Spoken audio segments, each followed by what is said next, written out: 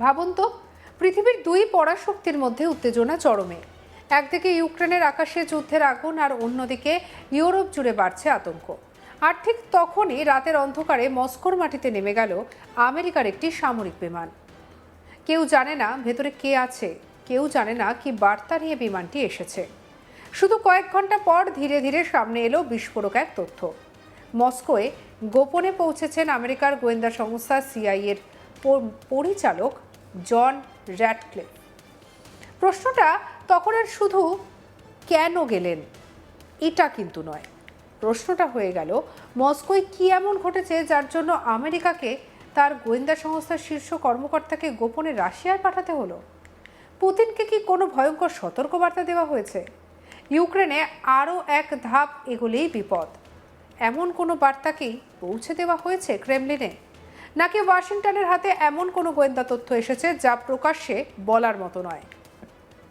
আর সবচেয়ে ভয়ঙ্কর প্রশ্ন, রাশিয়া কি সত্যিই ইউক্রেনের বিরুদ্ধে পারমাণবিক অস্ত্র ব্যবহারের কথা ভাবছে?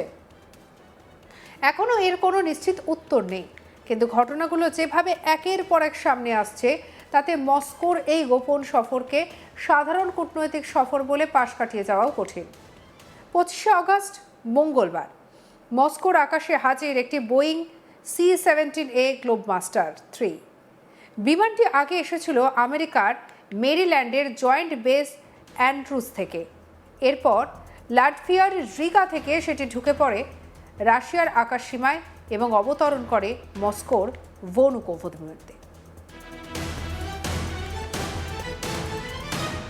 তারপর দেখা যায় আমেরিকান কূটনৈতিক বহর, সবকিছু যেন কোনো অদৃশ্য পরিকল্পনার অংশ। আর সেই পরিকল্পনার কেন্দ্রে জন র্যাটক্লিফ। সিআইএ এর পরিচালক হিসেবে দায়িত্ব নেবার পর রাশিয়ায় এটিই তার প্রথম সফর। তাহলে কেন? উত্তর খুঁজতে গেলে সামনে আসে একের পর এক ভয়ঙ্কর সম্ভাবনা। রাশিয়া ইউক্রেন যুদ্ধের দিকে তাকালেই বোঝা যায় পরিস্থিতি এখন কতটা বিপজ্জনক। যুদ্ধ থামানোর জন্য কূটনৈতিক তৎপরতা চললেও সেই আলোচনা কার্যত থমকে আছে। ইউক্রেন রাশিয়ার ভূখণ্ডের ভেতরে দূরপাল্লার হামলা চালিয়ে যাচ্ছে, মস্কো ক্রমেই কঠোর অবস্থান নিচ্ছে। আর সবচেয়ে বড় উদ্বেগের বিষয়, রাশিয়া এবার কি করতে পারে? আমেরিকার গোয়েন্দা সংস্থাগুলোর হাতে যদি এমন কোনো তথ্য এসে থাকে যে মস্কো নতুন কোনো ঝুঁকিপূর্ণ পদক্ষেপ নেওয়ার জন্য প্রস্তুত হচ্ছে, তাহলে বিষয়টি সরাসরি রুশ নেতৃত্বের কাছে পৌঁছে দেওয়া জরুরি হয়ে উঠতে পারে। এমনকি সেই পদক্ষেপে সরাসরি ন্যাটোর বিরুদ্ধে যুদ্ধ নাও হতে পারে। হতে পারে সীমান্তে কোনো উস্কানি, হতে পারে কোনো গোপন অভিযান, হতে পারে কোনো এমন সামরিক পদক্ষেপ যার মাধ্যমে মস্কো দেখতে চাইছে ন্যাটো আসলে কতটা প্রতিশ্রুতি দেখায়, কতটা প্রতিক্রিয়া দেখায়। আর এখানে এই র্যাটক্লিফের মস্কো সফরের সম্ভাব্য অর্থটা ভয়ঙ্কর হয়ে ওঠে। হয়তো বার্তাটি খুব সরল ছিল। আমেরিকার প্রাক্তন গোয়েন্দা কর্মকর্তা বেথ স্যানারের বিশ্লেষণও এমন সম্ভাবনার কথা সামনে এনেছে।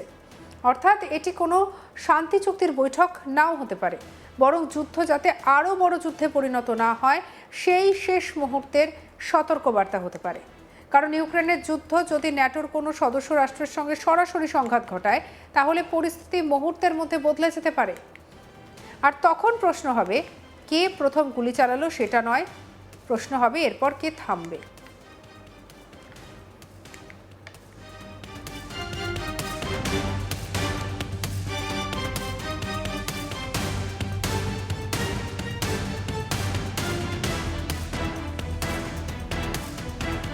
আর যদি বিষয়টা হয় পারমাণবিক অস্ত্র, এবার আসা যাক সবচেয়ে ভয়ঙ্কর সম্ভাবনায়। পারমাণবিক অস্ত্র।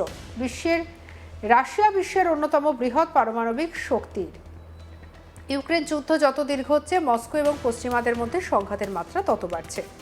এই অবস্থায় আমেরিকার রাজনৈতিক বিশ্লেষক গার্ডেন জি চ্যাং প্রশ্ন তুলেছেন, পুতিন যদি ইউক্রেনে পারমাণবিক অস্ত্র ব্যবহারের পরিকল্পনা করেন, সেই আশঙ্কা থেকেই কি সিআইএ প্রধান মস্কোয় ছুটে গেছেন?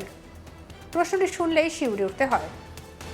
কিন্তু এখানেই সবচেয়ে গুরুত্বপূর্ণ বিষয় হলো, এটি এখনও একটি জল্পনা। রাশিয়া ইউক্রেনে পারমাণবিক হামলার প্রস্তুতি নিচ্ছে এমন কোনো প্রকাশ্য প্রমাণ নেই। র্যাটক্লিফের সফরের কারণে যে পারমাণবিক হামলার আশঙ্কা, এমন সরকারি নিশ্চিতকরণও নেই। তাহলে এই ভয় কোথা থেকে? ভয়টা আসছে পরিস্থিতির চরিত্র থেকে। কারণ পারমাণবিক সংঘাতের ক্ষেত্রে সবচেয়ে বড় বিপদ অনেক সময় অস্ত্র নয়, ভুল হিসাব। এক পক্ষ ভাবতে পারে সীমিত আঘাত দিলে অন্য পক্ষ চুপ থাকবে, অন্য পক্ষ ভাবতে পারে এই সীমিত আঘাত আসলে বড় হামলার শুরু। তারপর শুরু হতে পারে পাল্টা প্রতিক্রিয়া, আর সেখান থেকে তৈরি হতে পারে এমন এক পরিস্থিতি যেখান থেকে ফিরে আসা কঠিন।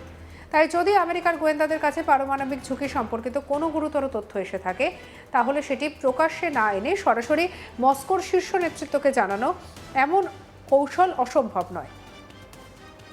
হয়তো র্যাডক্লিফের হাতে ছিল এমন কোনো বার্তা যা সংবাদ সম্মেলনে বলা যায় না। হয়তো সেই বার্তার অর্থ ছিল পারমাণবিক সীমা অতিক্রম করবেন না। মস্কোর এই গোপন সফরের রহস্য শুধু ইউক্রেনে আটকে নেই, একই সঙ্গে জড়িয়ে থাকতে পারে মধ্যপ্রাচ্য, কারণ ইরান এখন আমেরিকানদের জন্য আরেকটি বড় ভূরাজনৈতিক চ্যালেঞ্জ। তেহরানের ওপর চাপ বাড়াচ্ছে ট্রাম্প প্রশাসন। অর্থনৈতিক নিষেধাজ্ঞা, কূটনৈতিক চাপ এবং আন্তর্জাতিকভাবে ইরানকে আরও বিচ্ছিন্ন করার চেষ্টা সবকিছু চলছে। কিন্তু ইরান একা নয়, তার পাশে রয়েছে রাশিয়া। মস্কো তেহরান সম্পর্কে শুধু বন্ধুত্বের নয়, এর সঙ্গে জড়িয়ে আছে সামরিক, কৌশলগত এবং ভূরাজনৈতিক স্বার্থ। তাহলে আমেরিকার স্বার্থে প্রশ্ন দাঁড়ায়, ইরানের ওপর চাপ বাড়াতে গেলে রাশিয়া কিভাবে সামলাবে? এখানে হয়তো র্যাডক্লিফের মতো সফরের দ্বিতীয় রহস্য হতে পারে ওয়াশিংটন মস্কোকে বোঝাতে চাইছে তেহরানের প্রতি সমর্থন কিছুটা কমান। হতে পারে ইরানের সঙ্গে রাশিয়ার পারমাণবিক সহযোগিতা সীমিত করার চেষ্টা হচ্ছে, অথবা আরও বড় কোনো সমঝোতার বিনিময়ে রাশিয়ার কাছ থেকে ইরানের বিষয়ে সহযোগিতা চাওয়া হচ্ছে। যদি সত্যিই এমন আলোচনা হয়ে থাকে, তাহলে র্যাডক্লিফের সফর শুধু রাশিয়া ইউক্রেন যুদ্ধের সঙ্গে সম্পর্কিত নয়। তাহলে একই বৈঠকের টেবিলে বসেছে ইউক্রেন, ইরান, রাশিয়া, ন্যাটো এবং আমেরিকার স্বার্থ। আর এটাই এই সফরের আরও সবচেয়ে গুরুত্বপূর্ণ এটাকে করে তুলেছে।